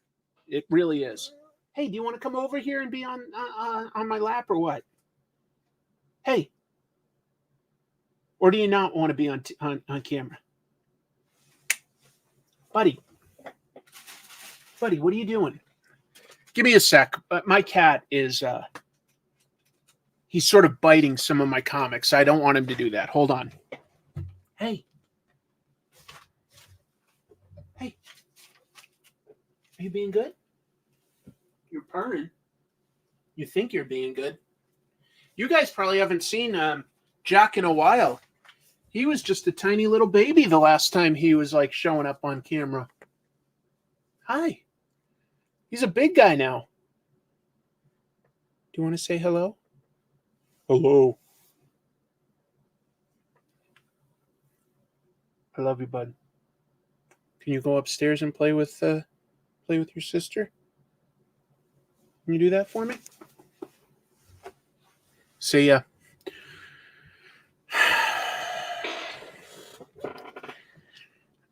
You know, people said that Bengals are more active than your average cat, and it's true. He's really smart. He knows how to open doors, and you know, he's trying to get my attention because he wants to eat. He's not just doing it to be fun. Okay, but he did run upstairs, so he's going to try to bug my wife into getting some food. I think they're still growing. They're like a year and a half old, but I think that they're still growing, actually. Anyway, I'll get back to the comics. I recommend it, folks.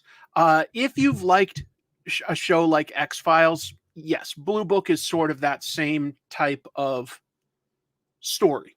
You know, it's got government stuff, it's got regular people, it's got potential alien visitors.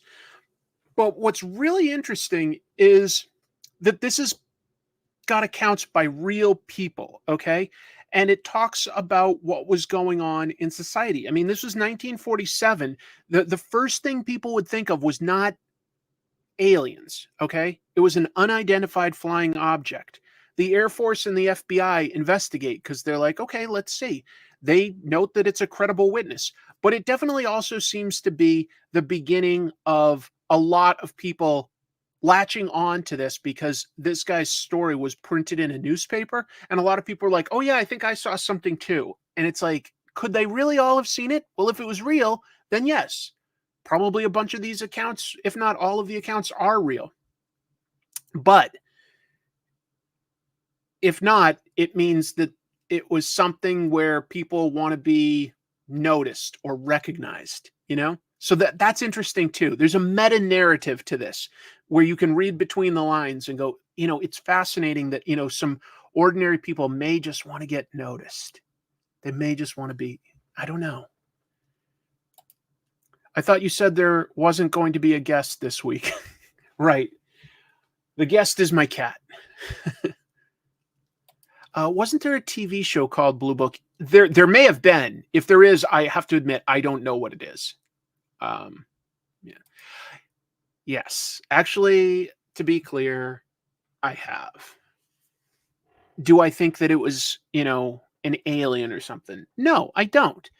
But my wife and I together did see something that we have never been able to explain. And I think I've even talked about this on the show before, right? I was driving out to Kentucky for Tony Moore's wedding, Walking Dead fame.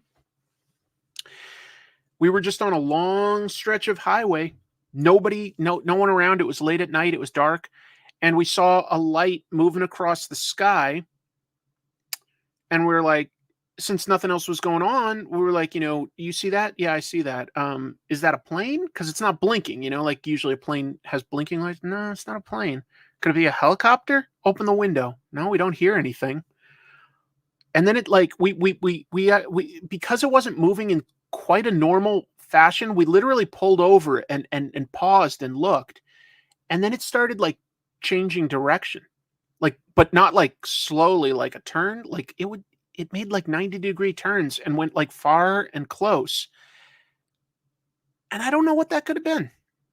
And I'll be honest, now enough time has passed that I don't 100 even percent trust my own memory, because if you've studied it, you can actually change your own memories by accident if you get influenced by other things. So I've tried never to dwell on it too much. That's about all I've got to say. We don't know what we could have seen. We can't figure it out. It wasn't a helicopter or a plane. There was no sound.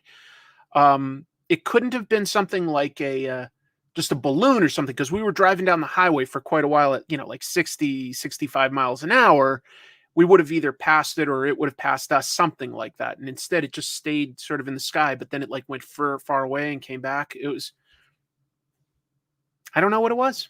I don't know what it was. If you guys have a good guess, I'd love to know. I'd love to have some closure on whatever that was, but I have no idea. Exactly. Yeah. Whenever you recall a memory, you can change it, or you do change it, if only slightly. So the more you remember something, the less you really remember it. Exactly. That's why I've sort of tried not to ever dwell on it. I'm trying to pull up my memories now from like quite a while ago. You know, like this might be like, I'd have to think about it, like 14 years ago or something. Well, you say a drone, but a drone couldn't have kept pace with us while we were driving down the highway. And, you know, like 14, 15 years ago, drones weren't as common. I mean, maybe, but can it like, I don't know. I don't know. It doesn't make sense to me when you say that, but who knows? Who knows? Oh, also it went doo doo doo doo doo. It didn't do that, and probably not all of you even get that joke. But anyway, could it have been Superman? Oh. Yeah, exactly. I don't remember like drones being a thing back when I saw this, but maybe they existed as like experimental technology. But it would have been big, is all I'm saying. You know, like it was pretty high up in the sky. I never saw like any real form to it. I saw a light that moved in a way that I can't explain. That's all I can say. Yes. Close Encounters of the Trope kind. Exactly right. I'm glad some of you knew the music from Close Encounters. I wasn't even sure if I was hitting the notes because I can't sing. Let's see. Transformers came out, and folks, I've said it before, but boy, oh boy, is this a fun comic that totally surprises you. I love this. The opening thing is set between Spike Witwicky's father, goes by the nickname Sparkplug. I guess he served in the military. When and where, undefined, not important, but he served. And Optimus Prime has been fighting a war against Decepticons for a long time. And it sort of shows that even though they're different, they're totally different, like a giant machine that can transform, but they've both gone through the same stuff. They've seen their allies fall in battle. They've seen the stress and the horror of war. Well, that's cool. That helps make the robots a bit more relatable. So there's always sort of an emotional heft to some of these Daniel Warren Johnson comics. There's like humor, like the Decepticons have ripped apart their comrade Skywarp for his parts so that they can use the technology on the Ark, that's their spaceship, to rebuild more of their allies. And Soundwave pulls up Ravage to be rebuilt. And look at this punt. Starscream just like kicks it and says, "You want to start with the smallest one? Fat chance." Starscream is a terrible leader. He's so mean. He's so mean.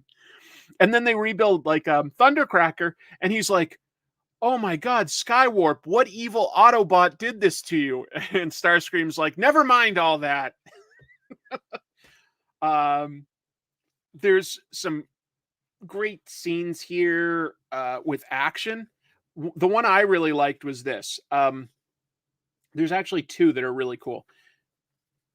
Okay, this is sort of a little bit of a surprise, but Reflector is the camera Decepticon, and he's going to attack the Autobots, and he's like jumping down on top of Optimus Prime, except Optimus Prime now has Megatron's hand cannon, so he just decimates Reflector.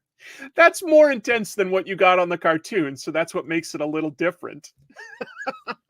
It's so fun. It's a really fun book. It's really fun. There's also I'm not going to show every cool sequence. There's several, but I really liked this. RC is at a dam, okay, a water dam, and Carly, the human, has been basically pushed off, so she's falling. RC transforms into a sports car and drives up the curved incline of the dam, and then skids sideways to catch Carly in the car. And I just like that perspective too. She's falling down, the car's zipping up to catch it. It's a pretty exciting little moment. And if you haven't read it and you're like, is it for me? I'll just let you know. Look who's joining the thing. Folks, the Constructicons, Devastator, looking completely toy accurate with their colors and their design and everything. Also, look at like one of them. I think he wasn't called Wide Load. What was the name? Long Haul. Huge dump truck. This is Optimus Prime. Optimus Prime is huge. Long Haul just wrecks him here. Look at that coming in. And that's the sound effect. Heavy metal. It's a good mix of heart and humor. There's heart. Like, look at that. Just that panel by itself. You're like, that's relatable somehow. Yeah, Wide Load, I think, was an Autobot.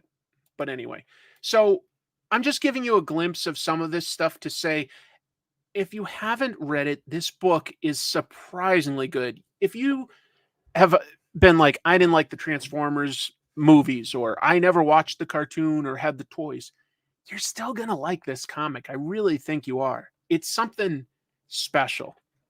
It's something special. I don't feel like I want to talk about every single comic that came out this week because this show took longer so far than I expected, but I do want to talk a little bit about this.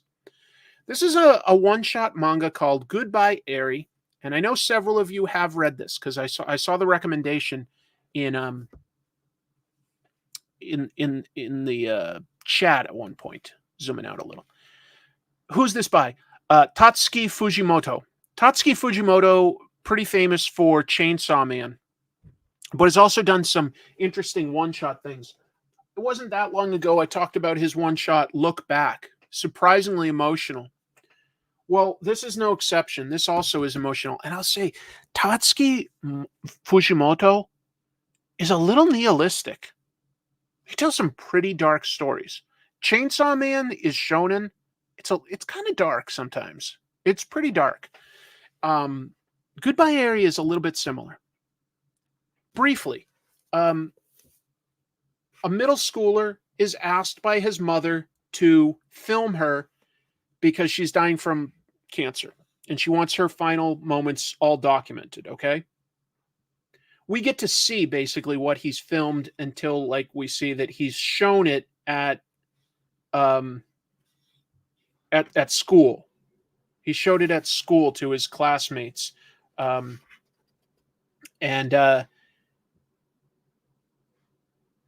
it doesn't get a great reception actually. But one of the girls there, Ari, asks him to, I'm trying to find her, to film her and also to watch tons of movies with her. Where is she? Where is she? There she is. Ari. So she sort of guides him into becoming a better filmmaker, but she does have her own reasons for wanting this. And I'll tell you that it's not what you're expecting. Although there are parallels to what happened with his mother in terms of Ari is also dying. So it's got dying people being like filmed, but what it really is about, the true narrative is about how storytellers can take real life and turn it into whatever they want because they're the ones presenting it. Okay. By that, I mean, we find out later some unsavory stuff, not unsavory. That's too harsh, but like his mother was not a perfect person. Ari has a bunch of flaws too. We sort of learn this later, but the version that he presents in his movie is much more likable and sweet and amazing. So you sort of realize, well, like, you know, any storyteller can do that. Like, you know, a manga artist can like make people seem really likable. There's too much going on in real life that it can't be turned into a story where you know everything about that person. We simplify things in our stories. We decide what version of the character we want to present, even when it's a documentary. It's a fascinating idea to think about. It's a fascinating idea to think about. Yes, there is some interesting ambiguity about the ending. I won't quite go into that. Fire Punch is also supposed to be nihilistic. I will say, after reading Goodbye Eri, I want to read more by Tatsuki Fujimoto. I'm not a massive fan of Chainsaw Man. I like it. I don't love it. I really like Goodbye Eri and Look Back. Certainly a great artist. Really, really good as an artist.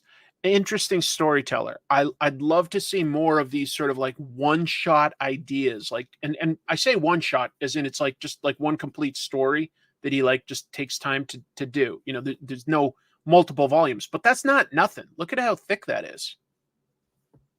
Oh, so many recommendations for Naoki Urasawa, but I think that a good starting place would be one of his smaller stories. For instance, Pluto is only 8 volumes and is sort of a realistic update of one of the best Atom Boy stories.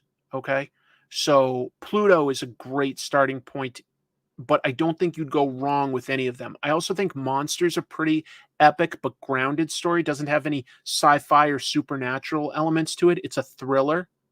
That's also a good one, but that's longer. So something to think about. And then if you like those, then you can start delving into his back catalog. There's a lot of great stuff in there. Let's see.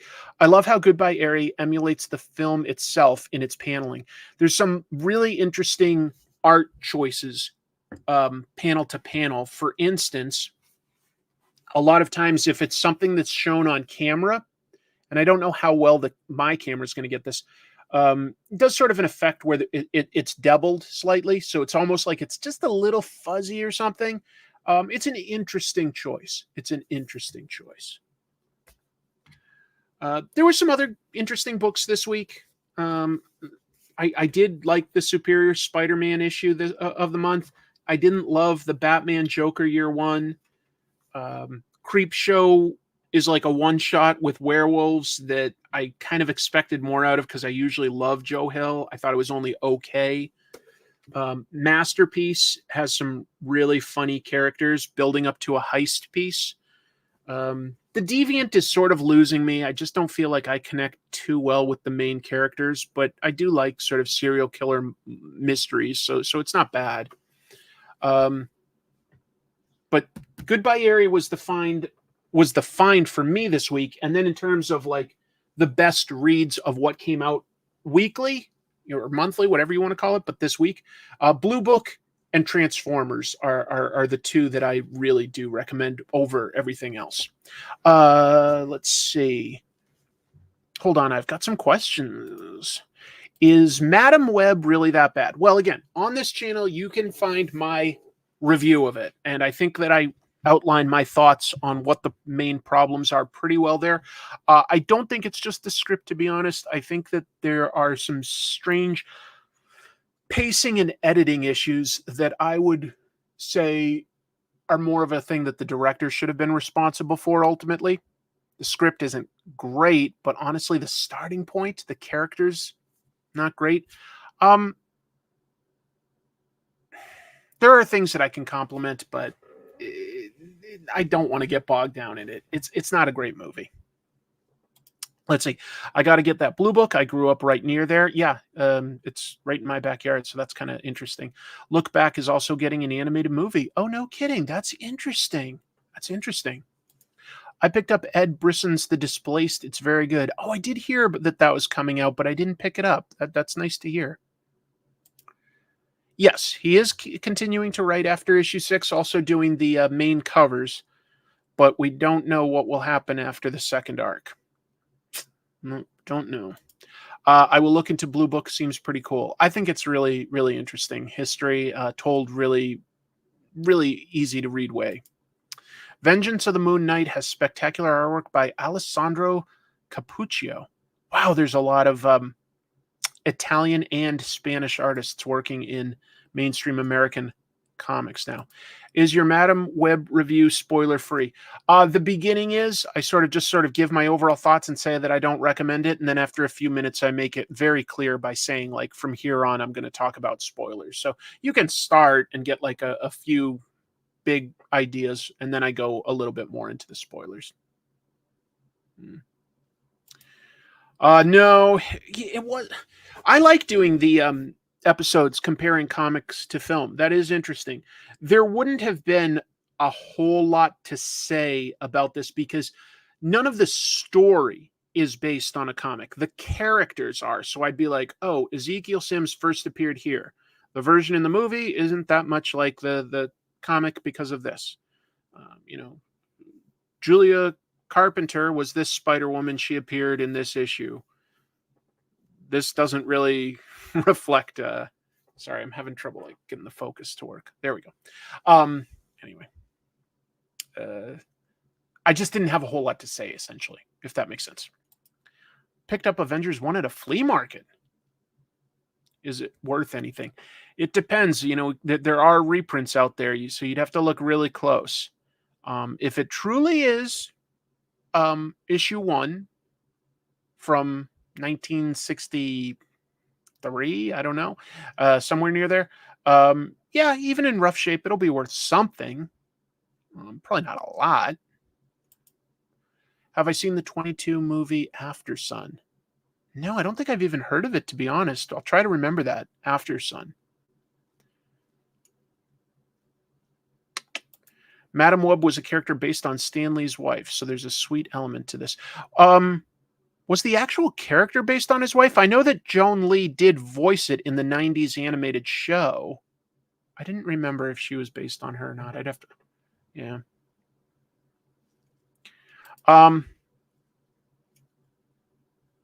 It's the original. Yeah, it'll be worth something. I mean, you could take it to a comic shop or put it on eBay if you don't want it. You'll get something, but it depends on how rough shape. Like, I'm not trying to tell you... It depending on how rough and stuff, it may only be worth $20 or something. Might be worth that. I was right with the year 1963. Well, hey, you can usually get a free appraisal at a comic shop if you want to get an idea of the grade, and you can see what they're going for. You could always slab it if that's your thing. Yeah, some people will want like a reader copy. So I wouldn't necessarily recommend grading it, slabbing it. But yeah.